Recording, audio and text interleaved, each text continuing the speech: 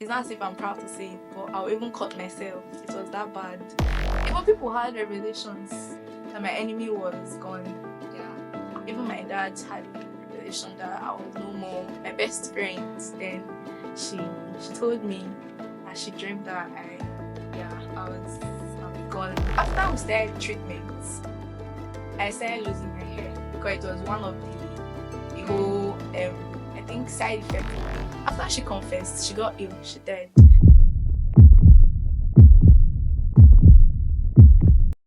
Hi everyone, how are we doing?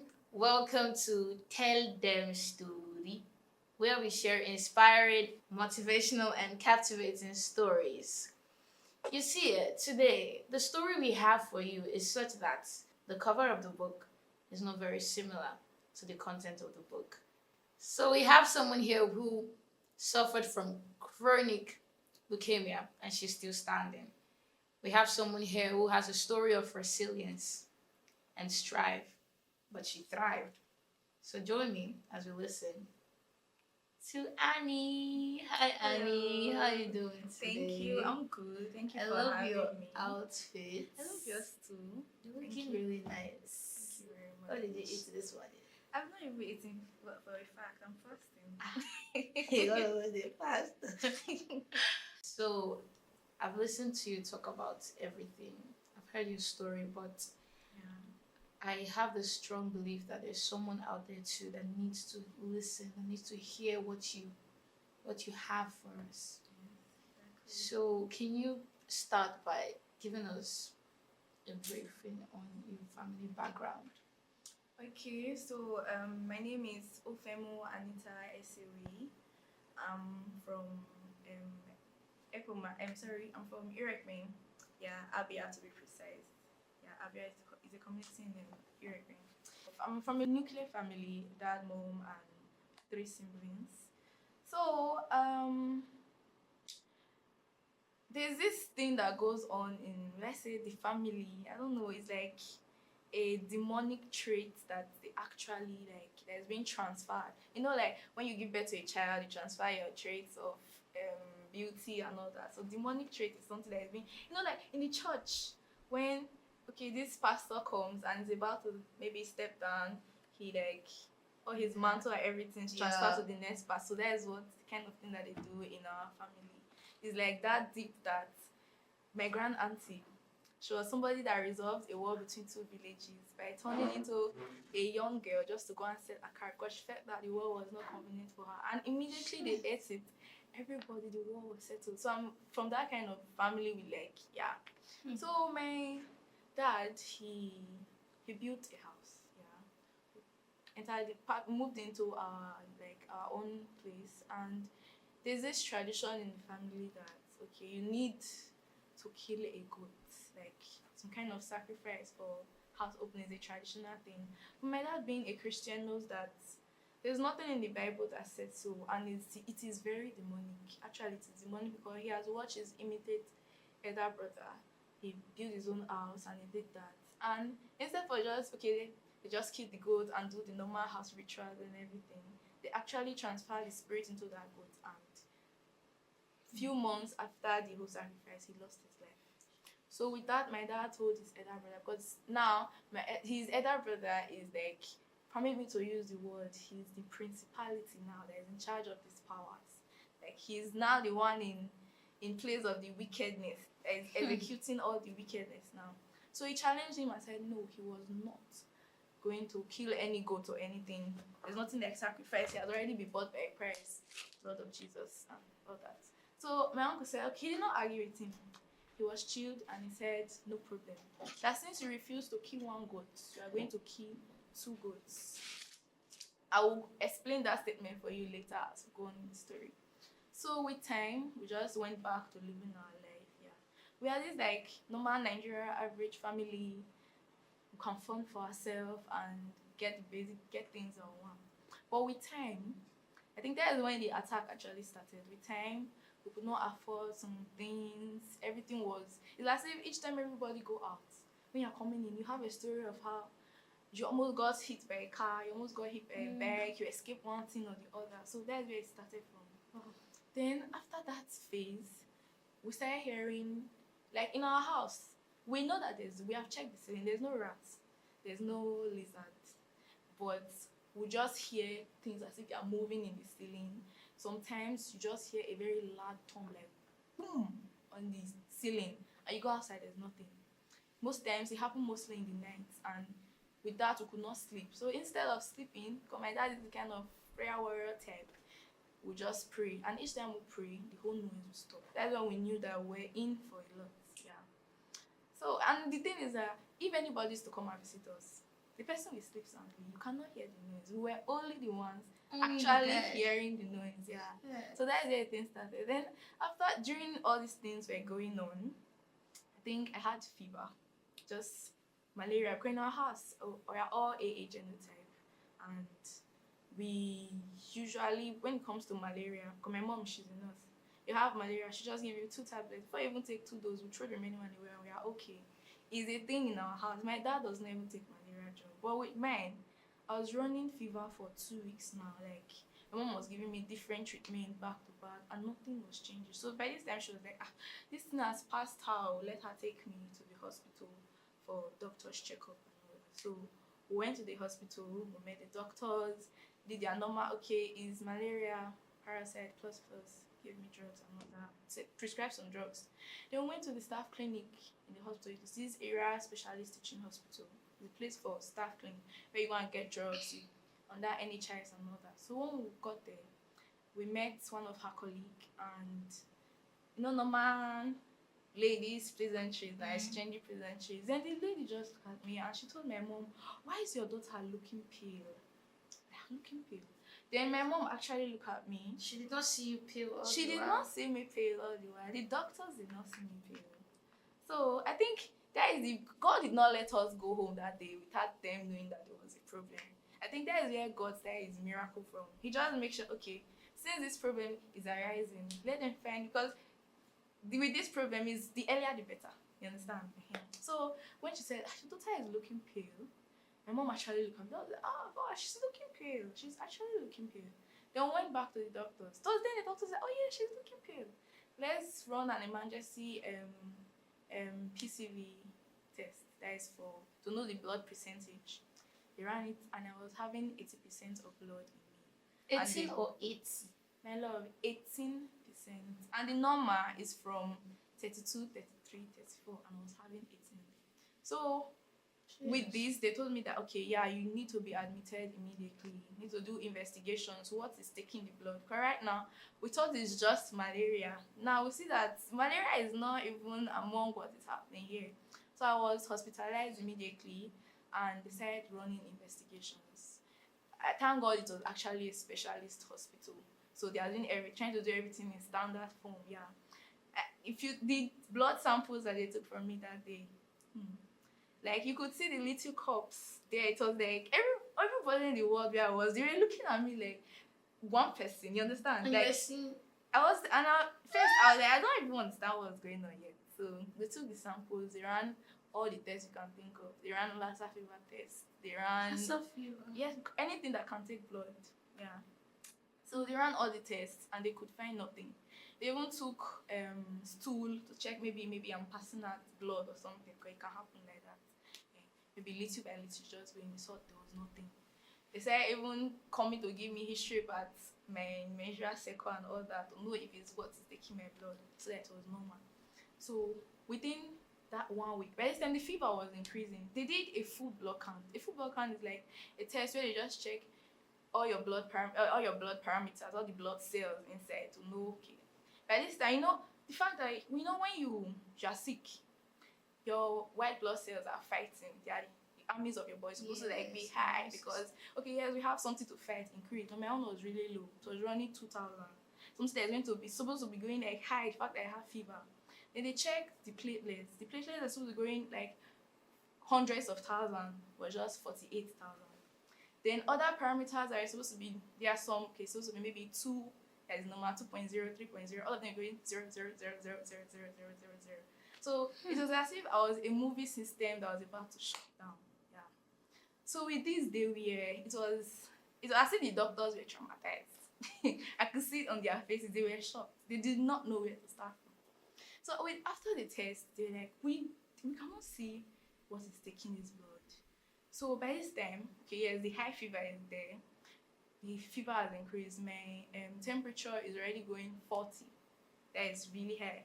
My heartbeat was already going 100 in a minute instead of our normal 72 in a minute. Yeah, 72 times was beating 100 in a minute. Yeah, it was that bad. Fever was serious. So they started giving me fever drugs too, like really strong ones.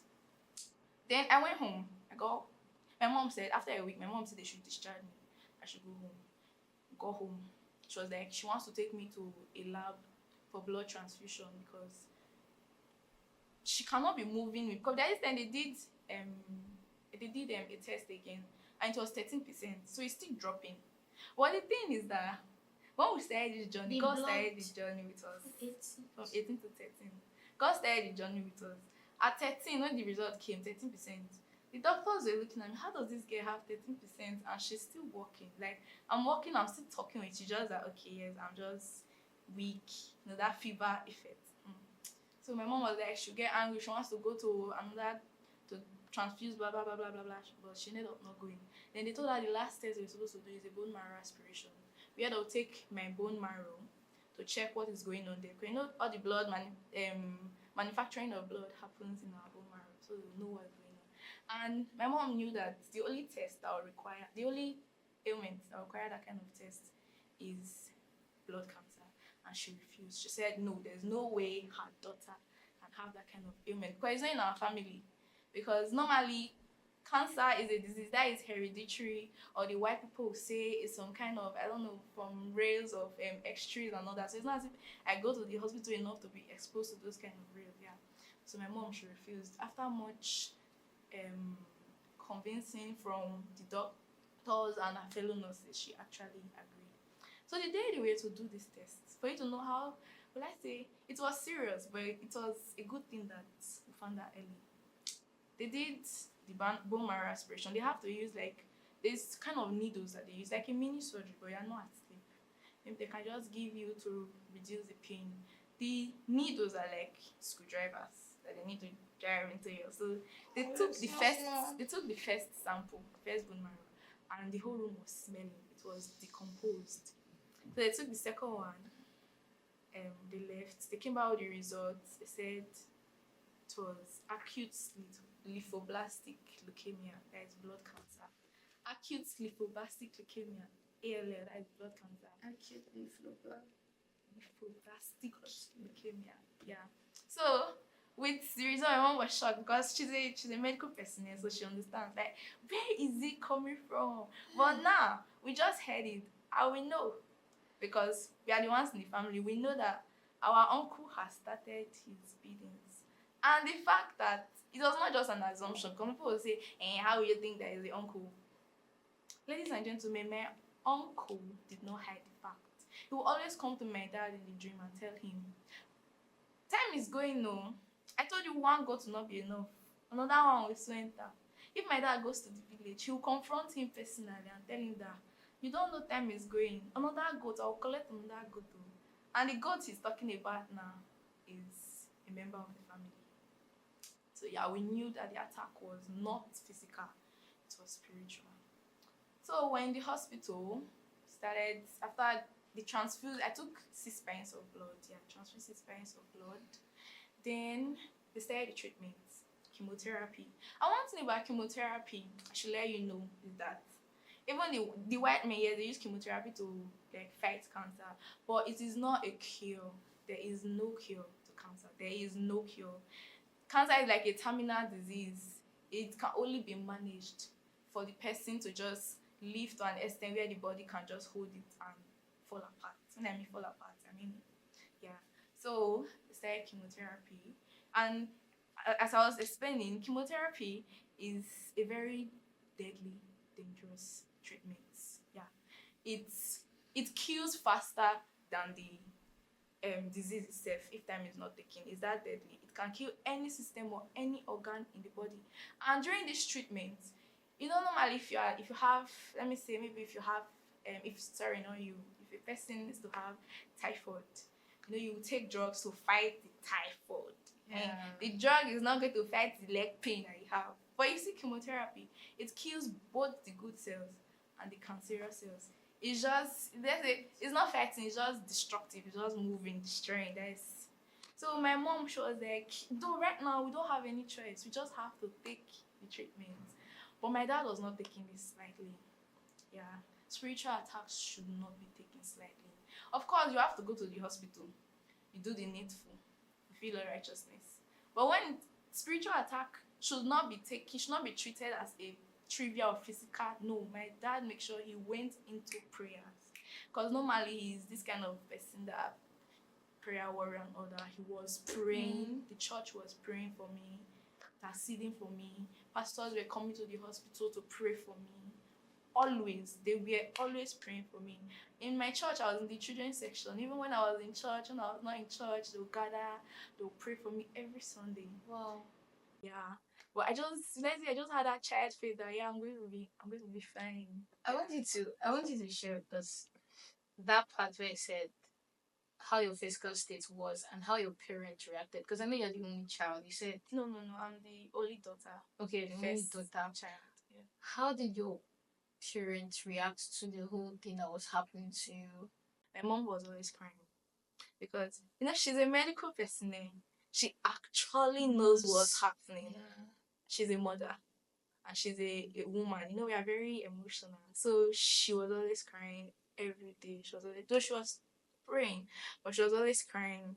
But for my dad, for my dad, I think we need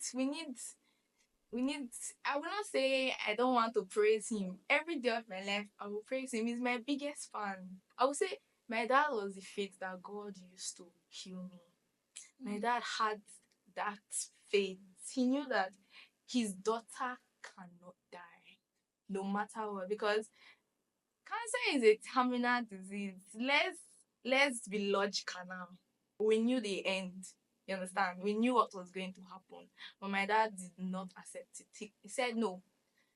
His child cannot. So my dad had that faith. Even when everybody around me, they were treating me like I was going to die the next minute. Like I was going to leave the next minute. Shit. My friends in school, they came to visit me. I could see, because I'm this kind of, those children just kind of playful type. So when they came to see me in the hospital, I could see all their faces, the pity, the sorrows. It's as if they were already mourning me when I was still alive. Do you understand? Yeah. Even people that will come to the hospital to pray with me, they'll still have that. Everybody was just treating me like. Even people had revelations that my enemy was gone. Yeah. Even my dad had a revelation that I was no more. My best friend, then she told me that she dreamed that I was gone. But my dad, is it my dad? He was the only person that was treating me normal. He will still talk to me. He will still have conversations with me, because me and my dad were like really close. We'll still talk as if nothing is going on, because he said this thing is only going to be an upliftment for me, a promotion for me. You understand? Yeah, it's like as if he always tell me, Anita, you're writing an exam. This exam is a very serious one. Don't worry, after the promotion that you have is going to be very big. So he was always there to bring one or two words of encouragement. He always pray for. My dad is a kind of chubby person. With time, my dad became very slim because he was always fasting and praying. So, about the revelations that you were receiving from people, would you say it was from God, or it was from their mind, or from whatever kind of spirit? Right now, with the outcome of things, I'm alive. So I cannot say the revelation was. How did you take in those revelations when they would tell you that this is what I saw?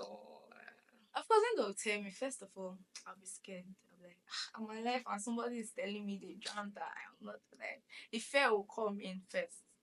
But then, I told you I just had this feeling. It was as if, when you are sick of just your normal fever and you're like, I just know after I finish taking this drug, I'm going to be okay. So no matter what they kept telling me, I just knew that maybe after this series of treatments, I'm going to be fine. You understand? Let's say it's just a baby faith. I just had that baby faith that, yeah, And with all my dad coming, his encouragement, his preaching, his teaching. So I just kept having that feel, okay, okay, okay, yeah. I believe, of course, I believe my dad. So he's my dad. I believe him. If he says so, I believe him. You understand? So when I say, I cannot say the revelations were from God. Maybe it was their fear when they think of it. You know, most times our dreams are maybe when you think about something so much and when you do it, but then you sleep, you can end up dreaming about it. Yeah. So I felt maybe that was what was happening. Yeah, out of people's fear and all that. At what point did your recovery process begin? I think I owe my viewers a very deep. I need to go deep into what happened because I feel that my story, there might be someone out there that is going through what I went through before. So I want the person to know that there's somebody that knows how you feel, understands how you feel before I go to the recovery process. You understand? So let me still go a little, like digress a little into what happened, the whole process. So after we started the treatment, I started losing my hair because it was one of the whole I think side effects of the chemotherapy. I started losing my hair. Like I don't need to pull on my hair. Maybe if I just like the hair will just and I was on low cut then the hair would just pull off. So with time I had no hair. Just like it's pulling off, you understand? So they already Like told you me just like that. and it's gone. Yeah. Because the doctors already sat with me because I think then I was very curious about my state. I already watched it. I'm as this kind of very inquisitive child. I want to know, I want to know, I want to know. So the doctor saw they just like saw that trait in me. So whatever drug they'll give, whatever thing that will happen, they'll always sit me down, all of them, and tell me. So when these things were happening, I was not surprised because they told me already to happen. I lost my hair. I became thinner. With time, I started seeing dead cells. You know, this treatment is killing both the good cells and the bad cells. Don't forget. So I started seeing dead cells on my skin. I was really fair. I think I was as fair as you. Yeah, I was really fair. I think the treatment coupled with the fact that because even when I still took the 6 pence of blood, you know the disease is still there, so it's still draining me, but they have enough to keep me alive to take the treatment. So I was really fair, like I call it pale. So I could actually see all the dead cells on my body, black, black, black, black, black. Yeah. So I think I just still have one. I think God left it here as a scar for me to remember. Anytime, maybe if I ever forget to remember, so I still have one there. So I'll always cover up from going out, cover my hair. Yeah. I'm not going this part. So four at that time in area specialist teaching hospital pediatric ward that had cancer. One was it was a 3-year-old boy. He had kidney cancer. They took like cut off the cancerous kidney, removed it, the one that infected with cancer, they removed it. Then within space of 3 months, the other one was infected and they could not do anything about it. The kidney. Yeah, so with time he just slowly passed on. I think it was just me, a girl and a boy left. I think we're the same age rank, around 14, 16. The girl, you know, these treatments are very expensive. Like very, very expensive. There are some drugs that we will not get in our vicinity. They have to bring them from other states. And they're like really expensive because we're taking treatment 3 times in a week. And those are the times when we're not taking injection treatment, we're taking tablets, doing series of tests, waiting for checks. So it was expensive. With us, as you all know, God being on our side, people were always contribute like donating to us. The moment they just heard, they just donate. You understand? Even in nursing union, they contributed. Anybody that heard. So by this time, by the grace of God, God made sure that money was not a problem for us. That's why I feel no matter what you are going through, just look around you and count your blessings. You will see that in every step through your trial and tribulation, God is always showing you signs and that He's around though. He knows what is happening. So I think when we know we get those signs that we know we'll be able to stay strong. Understand? Yeah. We'll be able to hold on. So first money was not a problem. With the other girl, money was a problem. So they had to leave the hospital. And once the battles, let me not, I forgot this most important part. The thing about blood cancer is that it attacks the platelets. The platelet is that thing that clots our blood. Like, you know, when you are injured, with time to stop bleeding, then you see some kind of hand. So this blood cancer is attacking those platelets. Like a house officer got scolded, like house of doctor got scolded, got that thing. She removed cannula from my hand. And the way she did it was not the appropriate way. I was like, you could see blood on the ground. I was bleeding. We are not allowed to have any form of injury or bleed at all, because any little thing you can lose all the blood in you. So that is actually the main thing that this disease does. So with her, she left the hospital. She went for these native homes where they yeah. So when she got there, they don't know all these things. So with time she bled out and she died. Then the other boy, it was just 12 of us left now. The other boy, he was like, area specialist teaching hospital. Yes, we need a specialist hospital, but they feel he's not equipped enough to treat their son. So they took him away. They took him to another hospital. I don't want to mention the hospital here. So they took him to another hospital. He bled into his brain and he died. Yeah. Yeah. So he got to a time I was eating and my food was not digesting. Yeah, I was eating and my food was not digesting. I ate the day we found out. I ate in the morning, I ate in the afternoon, I ate in the evening. But in the morning I ate much. In the afternoon I could not eat much. It's not as if I was hungry, oh, but the food was entirely that I ate in the evening. Same thing, and you could see my stomach. It's big as if it was as if the food I ate, like they were accumulating. So with time, that's how they found out that the chemotherapy actually disrupted my digestive system a bit. So they still had to adjust that one and give drugs and all that. And God, all this, I will list a lot of side effects that happen. But God being there, God being there, any side effect that will just come.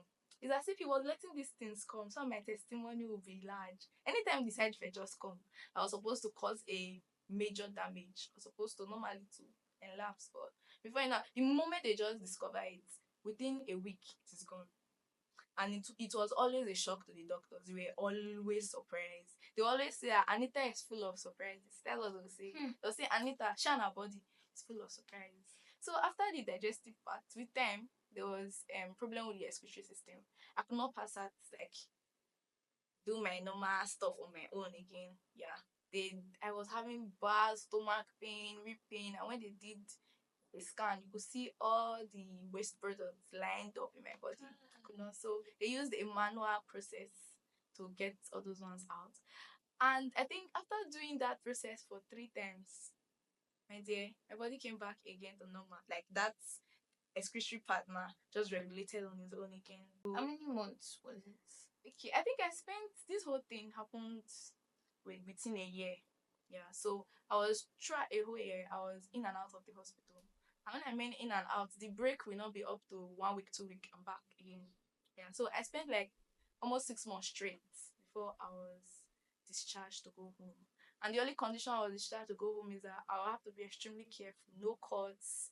I cannot go close to anybody with any infection at all. Like, even then, if with this distance, I cannot stay the distance with you if you have any cough or catarrh or anything, because my white blood cells are really low. So nothing is fighting for me. So if you have to sneeze, immediately I'll start sneezing. So there was a time we went to the hospital. Went to the hospital, and after all the tests, my doctor was like, he's going to before we go, we'll do a RBC test, a blood sugar level test to check the sugar level.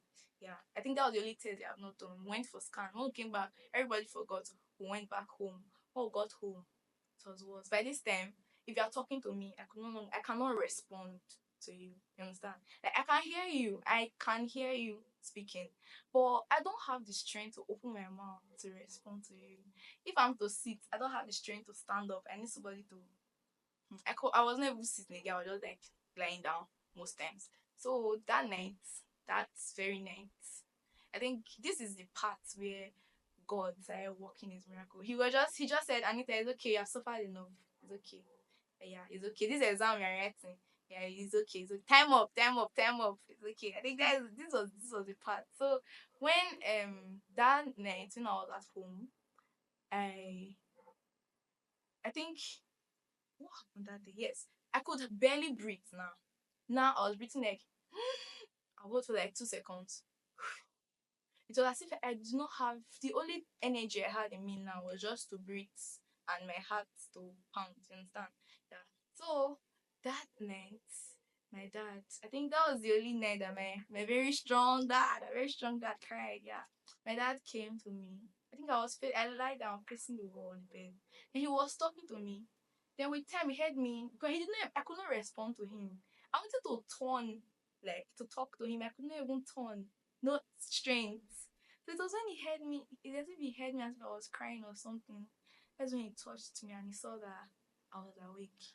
Then my dad said something. I think that was what we need people of faith in our life every day. I think that was what triggered. Like I said, that was what triggered God. I said, no, no, no, no, no, it's okay, it's okay, it's okay. So that night, my dad said, he said, God, I was the one that prayed for this daughter. I prayed for your daughter. I prayed for you to give me this child and you gave me. I know this is not your wish for her to die. But if it's your wish, if it's your will for her to die, let your will be done. That was what my dad said. And my dad, I think I just I felt the drop of his tears on my hand. So they said that night because I cannot remember, I cannot recall that night. I fell unconscious. I was not breathing. Took me to the hospital. They tried, they did all the tests again. They don't know what to do. But I was under oxygen. Then there was when a student doctor just came and said, okay, let's do blood sugar test. They checked the blood sugar. A normal blood sugar is from 70 to I think about 120 or 100 or something thereabout. Mine was reading 499. So that was chronic diabetes. So they found out that the chemotherapy destroyed the pancreas that was producing insulin. So I was literally surviving on my reserved energy that my body has made before. So that was what was happening now. So I stayed in oxygen for 3 days. After 1 week, I was like my diet changed. Like after 1 week, I was discharged from the hospital where I was okay.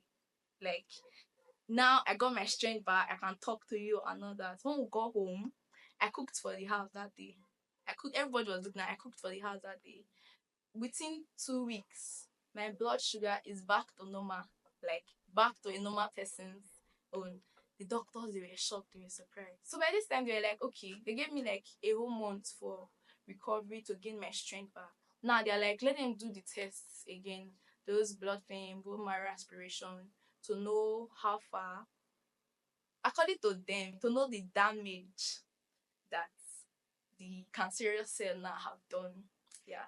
So when they took the sample, went home, and my dad was praying. He said the Lord spoke to him and told him, because my dad was praying, oh God, heal my daughter, oh God, heal my daughter. My dad said the Lord spoke to him, called his name and said, I will not heal your daughter. I have made her whole. That was just a direct message that I heard. Then my dad did not even tell us. He just locked up. The next morning, as early as possible, my doctor called my mom. The first thing he said, Matron, what are you giving? What did you give to your daughter? Make sure what have people be giving to your daughter behind our back because we do not understand the result. I'm just saying it exactly the way he was saying it. We do not understand the result that we are getting. We're like, what happened? What happened? They said they checked, they have even done the test several times since yesterday. They have not rested. They have been running if they are making mistakes. They found out that the bone marrow is cleared of cancer, the blood is cleared of cancer, all the platelets are back to normal, the white blood cells back to normal, the blood percentage is back to normal. All those blood parameters are reading 000. Everything is back to normal. Like it's as if he said they took sample from a normal person. It was like they were surprised that they do not believe that it has never. When I mean never, it has never happened. I was 13 when this thing happened, and this year I'll be 22 years old, and I'm okay. I've not gone to the hospital for any checkup of any kind. I've not had any symptoms or signs or no, nothing like that. Like I was just made whole. It was as if it was like a dream, as if it did not happen. Like it was as if I was in a trance. I just woke up from my trance. I came back to reality. It was as if it did not happen. It was that even after they checked they found out that everything was okay. You know, normal doctors.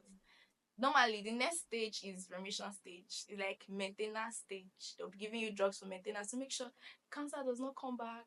Your body does not, there's no maintenance now. So they said we're ready to start it. My mom, medical person, yes, it's true. We need to do it to make sure that the thing does not come back. And we going for that maintenance stage, like we doubting God because God has said, I have made you whole. And we are not telling God, let's help you. Who know, maybe there's one, there's two left, you understand? So when we started the treatment, that remission stage started.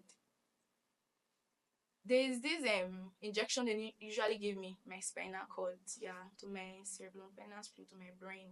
Yeah, so they gave me the injection. Normally, after you take the injection, you just lie on your back for an hour. You don't move. Because if you move, you have like really bad headache. So that was the dose they gave me that day. I did not move because all the doctors are there monitoring me to make sure I don't move. Everything went smoothly. But my dear, the headache that hits me, eh? The headache that hits me is that kind of headache that the headache, if you're talking, I cannot reason, like I cannot hear my own thoughts. Like if you're talking to me, I'm hearing you, but I cannot reason what it was that bad. So by this time, it was there for a week. We kept praying, oh God, heal this girl, oh, what is happening again? So it was one day my dad just came in the night and he just changed the dimension of the prayer.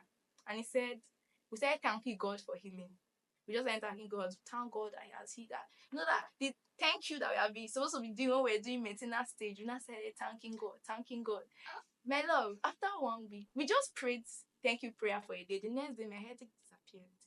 Your experience is not just, baby talk. So I'm very sure that this whole thing has had a level of impact on your life. So can you just share? Okay, when I was going through all this, I was like really young. I was just 13. So with time, after I was okay, it was like, okay, I'm okay now. Try to go back to my life. But with time, it just came to the realization that like, okay, I've gone through a lot. You understand? I started feeling like, why me? It could have been anyone else. Why did I have to suffer? Why did it have to be me? At this point, I wasn't even looking at the fact that okay, like God saved me. I could not even see that part again. I could not see that part. I was just having all the thinking in my head, why me? Why did I have to go through this stress? Every time I'll have flashes because it never left my head even till now. It's as if I was living every day again with the pain, with to the extent most times I would even, it's not as if I'm proud to say it, but I'll even cut myself. It was that bad. It got to a time I was the most chilled person in the house. Yeah, because I'm the only girl with responsibilities and all. I just cool headed, but with time I started like acting up all the time. I started acting up. I was almost like even being violent or something, and my parents are like really surprised. Yeah. Instead of me thinking about the whole thing, like, okay, God has done so much for me, let me be grateful. Instead, I'll be lamenting, like, why did it have to happen to me out of thousands of people? You understand? So then I was not even seeing that a good thing just happened to me. You understand? I was not even seeing the ending part of what has happened, the whole experience. I was mainly just focused on the whole process that I had to go through, the whole pain, every single organ that failed, and I'm like, I did not do anything wrong. Why did I have to go through this stress? You understand? So how did I even deal with it? I think the whole thing, I think maybe with as time went on, Yeah. I started growing. I said because it got to a time I even did not want to go to church again. I did not want to. I cannot still like give a reason why I started having that feeling. I just felt like why would God in the first place let such thing happen to me? You understand? Yeah. So I started having that. So I think with time as I started growing, I started going to church more. I started reading my Bible. Was that the way I you were could dealing with the trauma, yes. Then though I could not actually tell anybody the way I was feeling because if I tried once and the person was like more like antagonizing me. You went through something like this, you're supposed to be happy, you're supposed to be, but I'm human too, and at a very young age I went through all these things. So I don't think to me I was not acting up. So it was just my feelings and I was in it, you understand? But my dad was still there too. Most times when he just see me like when I'm just acting up and all that, he would call me, he would talk to me. He was always making sure to put the picture to me that God saved you. Yes, you went through a lot, but He has saved you, and you're even better than you were before. So like, why are you holding back, thanking Him? Why are you holding back, glorifying Him? Instead, it's as if you are. I don't know. I don't even know the word to put. You're just lamenting. And this whole thing, I think it just changed my whole perspective about life. Yeah. Like, could I say, I don't just, because the truth is that everything is spiritual. I don't just see things, I just mere physical things again. Whether I like it or not, unconsciously, consciously, I just read spiritual meaning to everything. And because of the way God delivered me, chose me in the midst of four persons. He chose to save only me. And he did not just save me, he restored me, he gave me back a new body and all that. So because of that, let's say, the whole perspective I had about life is that God can do all things for me. Everything can work for me. The fact that he could single me out and favor me and show me that much mercy. What is the mere things of the world that I cannot get when he gave me a new life? So I just think my whole thinking about life just changed when I just started. I said, after the whole experience, I started going to church after my trauma and everything. I just became better. So you're saying this new perspective to life has really helped you? Yes, it has really helped me because if I'm to want anything, there's something I need. I don't even stress myself for. I just tell God, God is what I need, and I just believe. Because I always tell him, I say, if you can save me from almighty cancer, what is me that you cannot give to me? If you can give me a new life, then this one is trivia. You understand?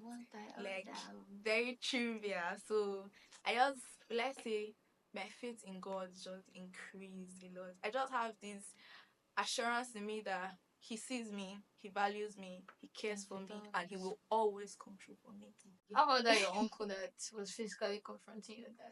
So that uncle that was physically confronting my dad, after the whole stage, in the Bible it says, "Those who dig a pit for you shall fall into it." Understand? Vengeance is of the Lord. God does not sleep, does not slumber. He's not yet. We know he's a merciful God. Oh. We know that. But you see, the evildoers, the wicked people, if you have faith enough in God, you put your trust enough in God, you just say, God, you see this thing I'm going through. I don't have any strength to, with my own power, it will go sideways. And when we mean sideways, the result will be bad.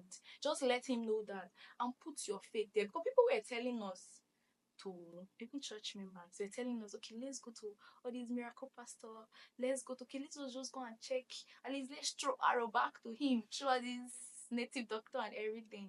And my dad, no. So we putting our faith there, God cannot let us down. You understand? God is a God of vengeance. You don't need to revenge on your own. Just chill. God will revenge for you.